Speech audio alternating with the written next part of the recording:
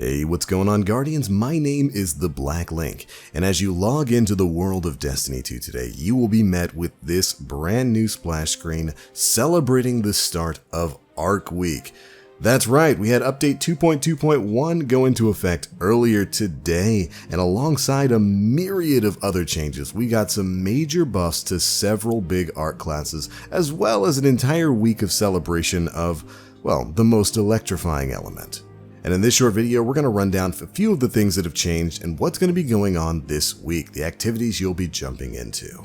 So here's what it says. Arc Week. A pulse of energy from the Traveler has swept the system, imbuing all Guardians with enhanced Arc energy. In response, Commander Zavala has declared a week of celebration.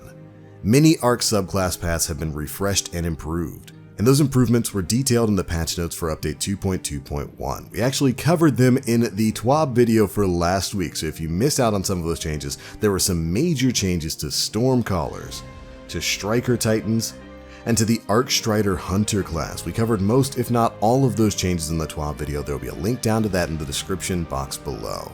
Go check it out if you want to know each of the in-depth changes made to those classes. There were a lot of buffs there. But moving on, many tower vendors are now offering bounties to Arc wielders. Complete them in style by participating in Arc Singe activities.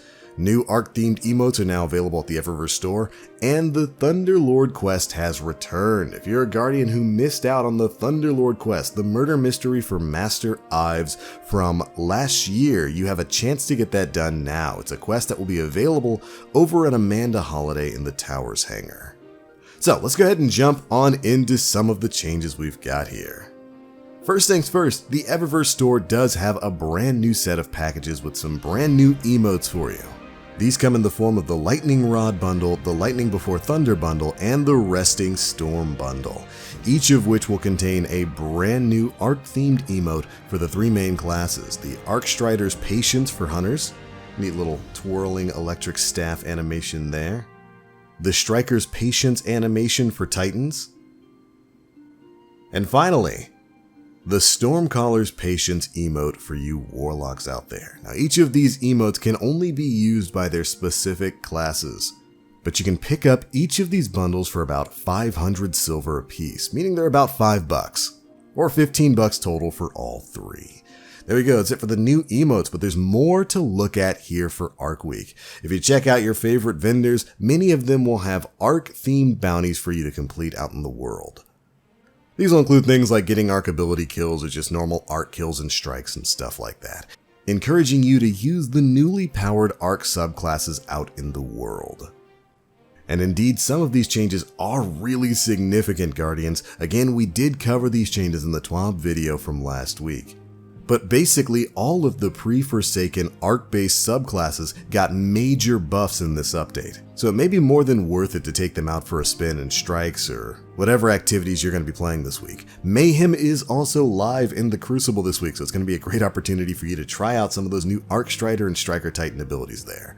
I played a bit with Stormcaller. It feels pretty good in PvE. I don't know if I'd recommend it for PvP though. It still seems like Stormtrance is on the weaker side in PvP, but thankfully, another Warlock class got a rather large buff in this update.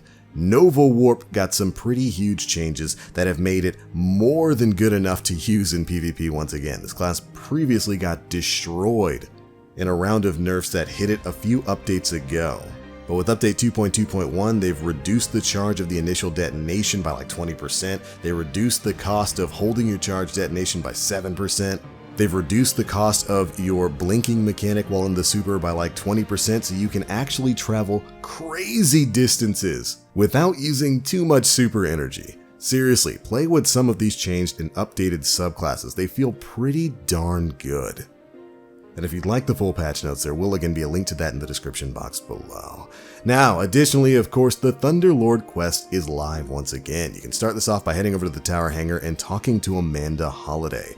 She'll set you on the right path to figuring out the identity of Master Ives' killer. Previously, this was a multi-week quest that had plenty of time gates, but thankfully you have an opportunity to get it all done right now. We do have an entire guide video up on how exactly to complete this quest for the Thunderlord here on the channel. There will be a link to that in the description box below as well. But just as a heads up for all of you who never got a chance to complete this quest before, it's very cool. It won't take you too long to do. The very first step is going to require that you decrypt 10 legendary engrams.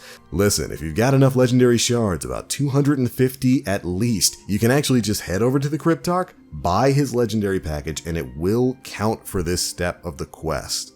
Just buy 10 of those, you'll be done with this step, you can move right on to the next one. So I hope you've been saving up legendary shards for this occasion, but it shouldn't be too hard to farm up that much. But anyways, you can find the rest of the steps to that quest in the video guide we have linked in the description box below. Get out there, complete that quest, experience the joy of the final mission, and get your hands on the mighty Thunderlord exotic heavy machine gun. But alright Guardians, that's most everything you need to know about Arc Week.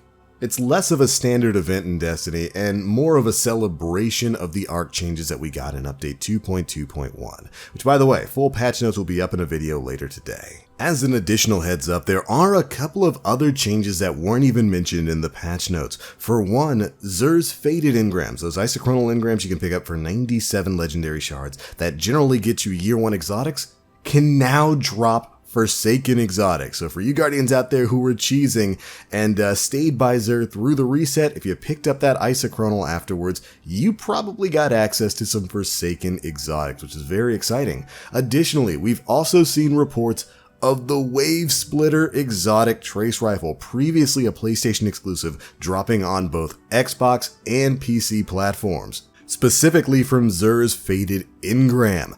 So I personally cannot wait until Friday rolls around. I do believe if that has indeed been added to the loot pool, and we saw people like Goth confirming this on Twitter, that's the only exotic I don't have. So buying that from Xur should hopefully guarantee I get my hands on the Wave Splitter, which for those who don't know is a void exotic trace rifle that was very powerful on console and now seems to be available on Xbox and on the PC platform. Very exciting news. So there are certainly plenty of surprises within Update 2.2.1. Again, full patch notes for that will be up later today. I didn't want to cover all of that in this video. This is just specifically about what you can be doing in Arc Week. I hope you Guardians enjoyed the changes, have some fun in Mayhem, and if you never got a chance to experience the Cosmodrome in Destiny 2, go get that Thunderlord quest done right now. That's going to be it for this one, Guardians. Thank you all so much for tuning in. I hope you all have a wonderful time in Arc Week. I know I'm going to be going and testing out a lot of Nova Warp shenanigans. So please, Night Stalker hunters, put the tethers away. For me. That's it for this one, Guardians. Thanks so much for watching, and as always, I am the Black Link. You Guardians, stay frosty.